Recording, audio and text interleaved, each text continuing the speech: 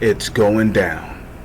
Shalom. First and foremost, giving all praises, honor, glory, respect, and blessings to Yahweh, Bahashem, Yahweh Shai, Bahashem Rachak Wadash. Salutations to the Lord's elect on the four corners of the earth, pushing this truth and sincerity while patiently waiting for Yahweh Shai's return. And double honors to our apostles and elders of Great Millstone, which have taught us everything we know through the spirit and power of Yahweh, Bahashem, Yahweh Shai. And welcome to another series of It's Going Down, being brought to you by the spirit and power of Yahweh, Bahashem, Yahweh Shai.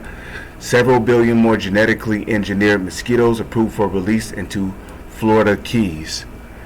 Now, we've been telling you people for a long time that the so-called white men, the biblical Edomites, starting with the so-called elites trickling down to the rest of their nation and people, are as deaf. And they don't care about life, okay? They don't care about life. They don't care about the life of animals or of sea creatures or of birds or of the beasts of the earth or insects.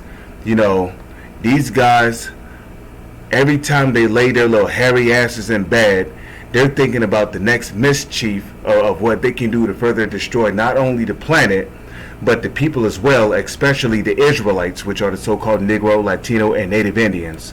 Overlooking potential public health risks, which that's exactly what these genetically modified mosquitoes will cause, lingering scientific questions, and deficient public data, the Florida Department of Agriculture and Consumer Services approved the extension of Oxitec's 2-year field trial on Wednesday, which includes releasing several billion more, so look at it, 7 billion more genetically engineered mosquitoes into Florida Keys, one of the most ecologically sensitive areas.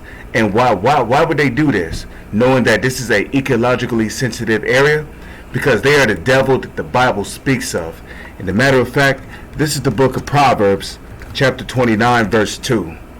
It reads, "When the righteous are in authority, the people rejoice. But when the wicked bear rule, the people mourn."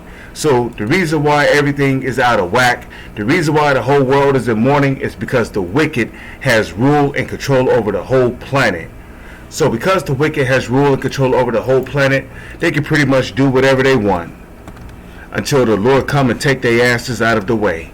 This is the book of Micah, chapter 2, verse 1. "Woe unto them that devise iniquity and work evil upon their beds." As soon as they lay their red little hairy asses down, I'm talking about these damn leopards, cave beasts, the so-called elites. As soon as they lay their red little hairy asses down, they're already thinking about how they can further destroy society.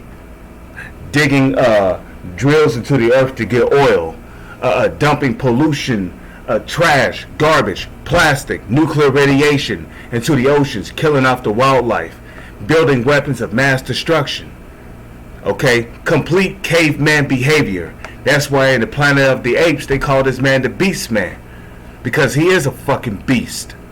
When the morning is light, they practice it because it is in the power of their hand. And guess what? You know what else they do? They covet fields and they take them by violence, and houses and take them away, so that they oppress a man and his house, even a man and his heritage. Okay, and they're really doing this to further oppress the people, especially the Israelites. Now let's go from there to the book of Habakkuk.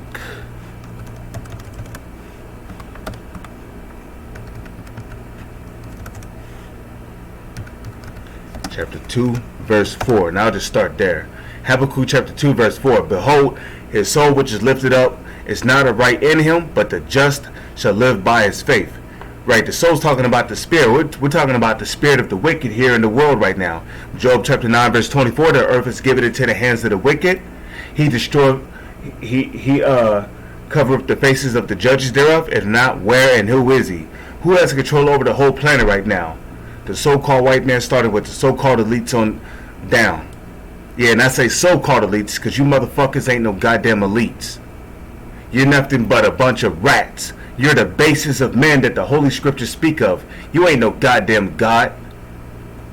You ain't no God. You are nothing. Yea, also, because he transgresseth by wine, he is a proud man, neither keepeth at home, who enlargeth his desire as hell, and is as deaf. These people are as deaf, and cannot be satisfied. but gathereth unto him all nations, and heapeth unto him all people. Then the last one but not least, Revelation chapter 11 verse 18, because there's a punishment for destroying the earth. And the nations were angry, and thy wrath is come, in the time of the dead, that they should be judged, that thou shouldest give reward unto thy servants the prophets, and to the saints, and to them that fear thy name, small and great, and shouldest destroy them which destroy the earth.